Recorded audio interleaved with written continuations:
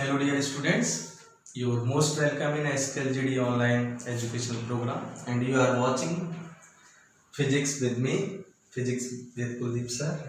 Okay, so today we will discuss on our topic electric field intensity E due to a charged non-conducting solid sphere. तो यहाँ में ध्यान देना होगा कि हमने एप्लीकेशंस ऑफ गॉस लॉ में ऑलरेडी 5 डेरिवेशंस पढ़ चुके हैं ना। तो ये लास्ट डेरिवेशन है और काफ़ी इंपॉर्टेंट चीज़ इसमें याद रखनी है कि हमने जो स्फीयर से रिलेटेड पढ़ा था वो पहले पढ़ा था कंडक्टिंग होलो स्फीयर था, है ना। तो उससे आउटसाइड में इलेक्ट्रिक फील्ड इंटेंसिटी था, सरफेस पर भी था, बट सेंटर पे क्या इनसाइड कितना आया था, 0। क्यों? उसका रीज़न था कि इलेक्ट्रिक चार्ज कंडक्टिंग स्फीयर में इनसाइड यानी अंदर एंटर नहीं कर सकता। बट जब बात आए नॉन कंडक्टिंग है और वो सॉलिड है तब इलेक्ट्रिक फील्ड इंटेंसिटी क्या होगा, वही 3 पॉइंट्स पर हम डेरिवेट करने वाले हैं, आउटसाइड, सरफेस एंड इनसाइड। तो यहाँ देखेंगे कि सिमिलर है या कुछ डिफरेंट है ना भाई। तो ये आप देखते जाए। तो अभी मैंने ये एक होलो नहीं है, सॉलिड है, सॉलिड नॉन कंडक्टिंग स्फीयर ले रखा है। तो जब वो सॉलिड है और नॉन कंडक्टिंग है, जब हम उसको चार्ज करेंगे तो वो चार्ज उसके अंदर यूनिफॉर्मली डिस्ट्रीब्यूट हो जाता है due to the law of continuous charge distribution, है ना। ये पूरे में फैल गया भाई। सेंटर इसका O है, इसकी जो रेडियस है वो R है।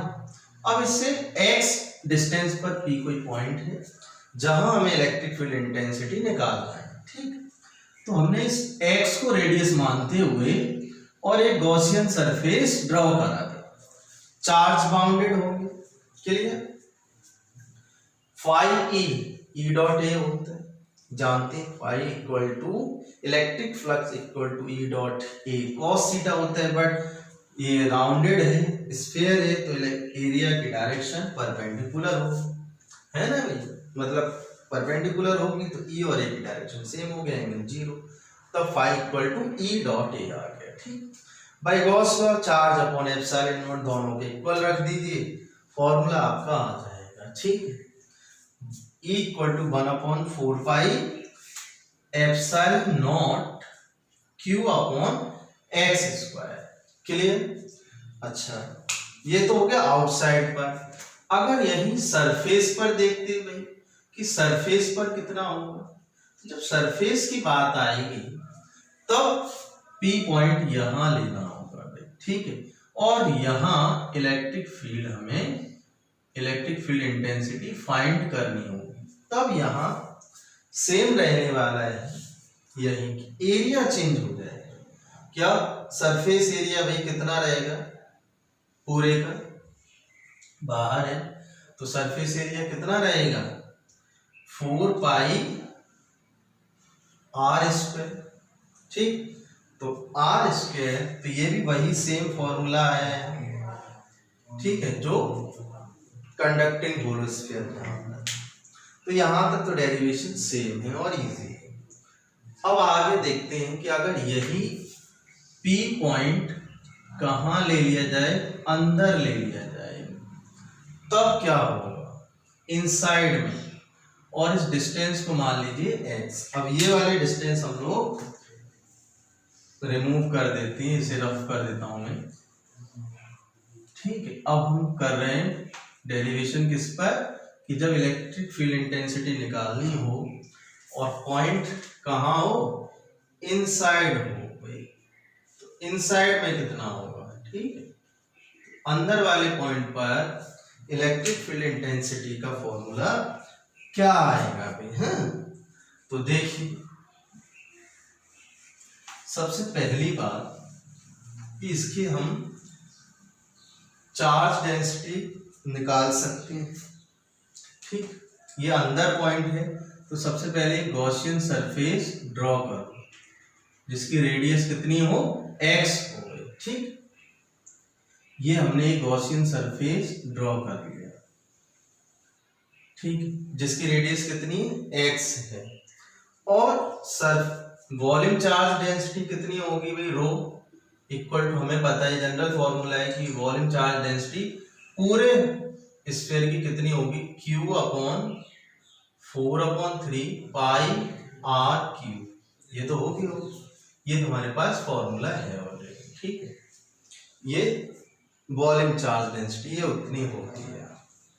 तो सबसे पहले अब इसकी डेरिवेशन जब हमें निकालनी है तो इसका चार्ज निकालेंगे कि ये क्यू चार्ज तो पूरे स्फीयर में है, लेकिन अब पॉइंट P इनसाइड है, इससे डाउन है, तो इतना जो स्फीयर बन रहा है उसके अंदर कितना चार्ज है ये हमें निकालना होगा कि पूरे स्फीयर में तो क्यू चार्ज है, बट इस एक्स रेडियस के स्फीयर में कितना चार्ज है ये हमें करना है। तो मान लिया वो कितना है, क्यू डैश है, कितना चार्ज है भाई, क्यू डैश। तो क्यू डैश कैसे निकालेंगे, तो नॉर्मली आपको यहाँ एक कंसेप्ट याद रखना होगा डेंसिटी का।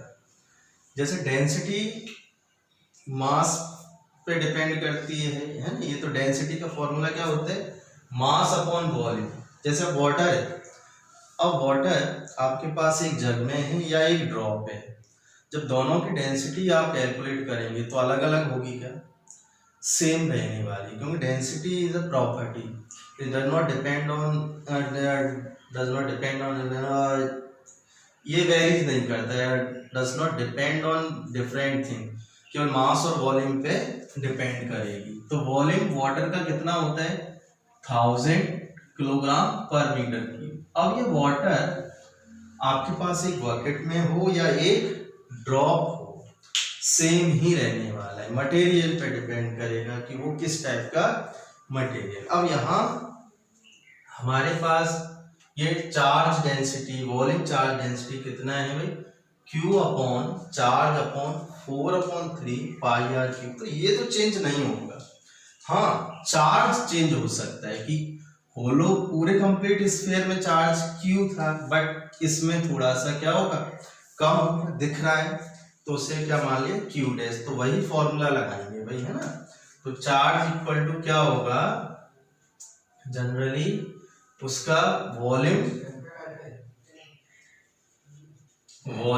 ऑफ न्यू स्फीयर, जो आपका नया स्फीयर है, into volume charge density rho, ये रहने वाला है भाई, ठीक है। तो Q डैश यहां से हम बाद में निकाल लेंगे, ठीक है, अब इसकी जरूरत पड़ेगी। अब हम करते हैं डेरिवेशन इससे रिलेटेड। तो फाई E इक्वल टू क्या होता है भाई, E dot A, equation number 2, but by Gauss law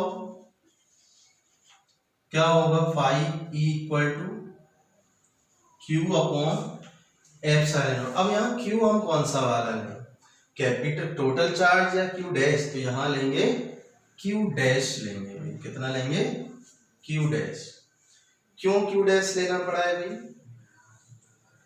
इसलिए लेना पड़ा है क्योंकि इस जो न्यू स्फीयर बना है एक्स रेडियस का, उसके अंदर कैपिटल Q चार्ज नहीं है बाउंडेड, वो कितना चार्ज है, न्यू चार्ज बाउंडेड है, ठीक है। This is equation number 3। दोनों को सेम जब रखेंगे तो E dot A equal to Q dash upon epsilon naught, ठीक है। A तो E इक्वल टू क्या हो जाएगा भाई, A या Q dash upon epsilon not. Area क्या होगा, 4 पाई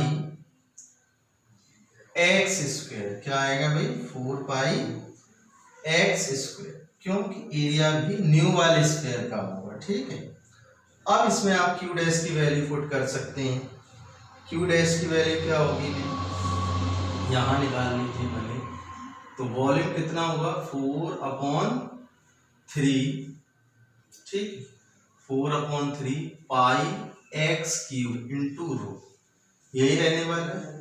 रख दीजिए भाई Q डैश के वैल्यू 4 पाई एक्स क्यूब इंटू रो, ठीक है, ये एप्सिलॉन नॉट, इसका 3 नीचे ही आ जाएगा, 4/3, ये 4 पाई एक्स स्क्वायर, तो 4 पाई से 4 पाई कैंसिल होंगे भाई, ठीक है।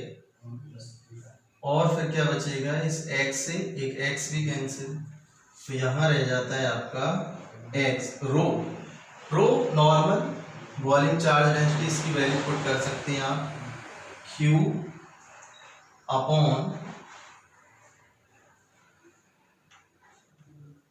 ये यहाँ रह जाएगा ओनली x रह जाएगा भाई, ठीक है। अपॉन में क्या चल रहा है, एप्सिलॉन नॉट इंटू 3, ठीक है, और ये एक्स स्क्वायर भी कैंसिल हो चुके हैं। क्यू का रो का वैल्यू क्या है, Q upon 4/3 pi R cube, तो 3 से 3 कैंसिल एक, तो ये आपका फॉर्मूला आ गया भाई कि 1/4 pi epsilon naught Q X upon R cube, ये फॉर्मूला रहेगा। तो देखा, दोबारा से आप देख लीजिएगा, एक बार और बताएंगे कि जब सॉलिड नॉन कंडक्टिंग स्फीयर है तब उसके इनसाइड में इलेक्ट्रिक फील्ड का फॉर्मूला ये आता है कि 1/4 pi epsilon naught Q X upon R cube newton per coulomb. Zero नहीं आ रहा, क्यों नहीं आ रहा, दोबारा से देखें कि अब की बार चार्ज क्या है, पूरे स्फीयर में फैला हुआ है। हमने अंदर एक पॉइंट ले लिया P जिसका डिस्टेंस कितना है सेंटर से x, और उसे मानते हुए गॉसियन सरफेस ड्रॉ की। अब हम देख रहे हैं कि Q चार्ज तो पूरे में फिल था, बट इस वाले स्फीयर में Q चार्ज सेम चार्ज नहीं होगा, कुछ कम होगा, तो उसको लिए हमने क्या लिया, Q डैश ले लिया। तो चार्ज इक्वल टू क्या होता है, फॉर्मूला नॉर्मली अगर हम ये देखें कि rho equal to charge upon volume, तो सेम थिंग यहाँ पर भी होगी, charge equal to rho into volume of sphere, तो क्यू डैश तो वॉल्यूम ऑफ न्यू स्फीयर जो नया है x रेडियस का, और रो, तो रो क्या है, डेंसिटी है, charge density, it does not change, ये सेम रहेगी। जैसे बताया ना कि वाटर आपके बकेट में हो चाहे ड्रॉप, सबका वॉल्यूम सेम होगा, तो ये रो डज नॉट चेंज, तो ये सेम रहेगा, ठीक है। फॉर्मूला हमने लगाया, फाई इलेक्ट्रिक फ्लक्स का ई डॉट ये होता है, गॉस लॉ से ये होगा, चार्ज अपॉन बाउंडेड चार्ज, तो बाउंडेड चार्ज कितना है, क्यू डैश सेम रख दिया, फॉर्मूला हमारा ये आ गया भाई। यहाँ क्यू डैश की वैल्यू हम लोग चेंज, या क्यू डैश की वैल्यू यहाँ से निकाल ली, और ये वैल्यू 4/3 पाई एक्स क्यूब इंटू रो यहाँ प्लेस्ड कर दिया, और ये वैल्यू सेम आपके चलते रहे। चेंजिंग के बाद फिर हमने यहाँ वैल्यू किसका पुट करा है, रो का, रो के टर्म जो है Q upon 4/3 pi R cube, ये पुट कर दिए, and in the last we will get formula of electric field intensity due to a solid non conducting sphere. Inside में कितना होगा, तो 1/4 pi epsilon naught Q X upon R cube, R is the radius, X inside में जो point हमने माना था उसका डिस्टेंस, ठीक है। तो ये डेरिवेशन हो गई। एक लास्ट डेरिवेशन और है जो न्यूमेरिकल्स में बहुत यूज होती है ना, तो electric field intensity due to a non conducting, due to a charged non conducting infinite plane sheets, ये देखिए ये एक डेरिवेशन और है, फिर हमारा application of Gauss law complete हो जाएगा। बट ये जो मैं बता रहा हूँ ये न्यूमेरिकल्स में बहुत ज़्यादा यूज होगा भाई, कि हमारे पास 2 प्लेट्स हैं भाई, ठीक है, ये 2 प्लेट्स नॉन कंडक्टिंग, एक पर पॉजिटिव चार्ज है भाई और एक पर नेगेटिव चार्ज है, ठीक है। ये सीट A है और ये सीट B है, इस पर surface charge density sigma equal to कितना होगा, प्लस क्यू अपॉन एरिया, और इस पर कितना होगा, माइनस क्यू अपॉन एरिया, ठीक है भाई। ये रख लिए, सेम है दोनों। हमने यहाँ 3 पॉइंट लिए हैं, P1, P2 और P3, ठीक। P1, P2, P3। अब 2 प्लेट्स दोनों नॉन कंडक्टिंग हैं, इनफाइनाइट लेंथ की हैं। हमें पता है कंडक्टिंग और नॉन कंडक्टिंग। आपको यहाँ ध्यान देना होगा कि प्लेट कैसे है, नॉन कंडक्टिंग है या कंडक्टिंग है। तो प्लेन ये नॉन कंडक्टिंग है, तो नॉन कंडक्टिंग से इलेक्ट्रिक फील्ड कितना आता है पता होना चाहिए। चलो ये तो Q अपॉन एरिया ये होगा है surface charge density, but electric field कितना होता है तो आपको यहाँ मैं बता दे रहा हूँ, सिग्मा अपॉन 2 एप्सिलॉन नॉट होता है, ठीक है। डिस्टेंस पे वो डिपेंड नहीं करता। तो सबसे पहले हम निकाल रहे हैं एट पॉइंट P1 पर वही कितना आएगा। तो पहली बात ये देखो, इस प्लेट से, ये प्लेट कैसी है, पॉजिटिवली चार्ज, तो इससे इलेक्ट्रिक फील्ड की डायरेक्शन क्या होगी, आउटसाइड में, EA। ये प्लेट कैसा है भाई, नेगेटिव है, इससे किधर होगा, इस साइड होगा इनवर्ट, तो ये EB होगा। अब टोटल कितना होगा, टोटल इलेक्ट्रिक फील्ड, तो total electric field total E equal to EA minus EB। क्यों, अपोजिट है। अब EA का वैल्यू कितना होगा अभी, सिग्मा अपॉन 2 एप्सिलॉन नॉट, और EB का वैल्यू भी यही सिग्मा अपॉन 2 एप्सिलॉन नॉट। कितना आंसर आ जाएगा, 0। क्लियर है, नहीं आई बात समझ में, ठीक है। ये रहे दोनों से, ये आप कर सकते हैं। अब P2 पर देखिए, एट पॉइंट P2 पर कितना होगा भाई, तो P2 पर भी यही होगा। P2 ये पॉइंट, ये कैसा है, पॉजिटिव है, इससे आउटवर्ड्स, तो ये नेगेटिव है, तो इनसाइड में होगा EB। यहाँ पर भी कितना आएगा इलेक्ट्रिक फील्ड, 0 होगा। तो ये न्यूमेरिकल में बहुत यूज होने वाले हैं, ठीक।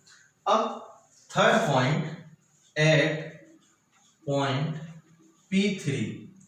P3 पर देखें भाई, ये पॉजिटिव है, तो इससे EA की डायरेक्शन ये होगी। ये कैसे नेगेटिव है, तो इससे C की ओर होगी, तो ये EB।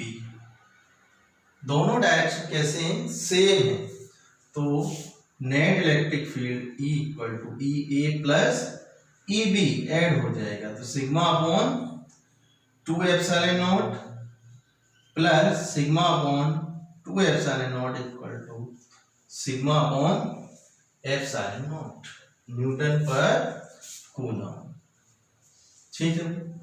तो ये चीज भी हमें बतानी थी कि न्यूमेरिकल में बहुत आ जाता है कभी कभार कि 2 प्लेट हैं, 3 प्लेट्स हैं, तो यहाँ आप याद रखें कि नॉन कंडक्टिंग प्लेट हैं, तो आउटसाइड में इलेक्ट्रिक फील्ड इंटेंसिटी कितना होगा, 0 होगा, बट इनसाइड वो 0 नहीं होगा, कितना होगा, ऐड हो जाएगा। तो आई होप यहाँ इस वीडियो के इस लेक्चर के लास्ट में या इस लेक्चर तक हमारा application of Gauss law complete होता है, और यही हमारा ये जो चैप्टर है वो भी कंप्लीट हो रहा है। तो अब हमें क्या करना है, इससे रिलेटेड सारे न्यूमेरिकल करने हैं।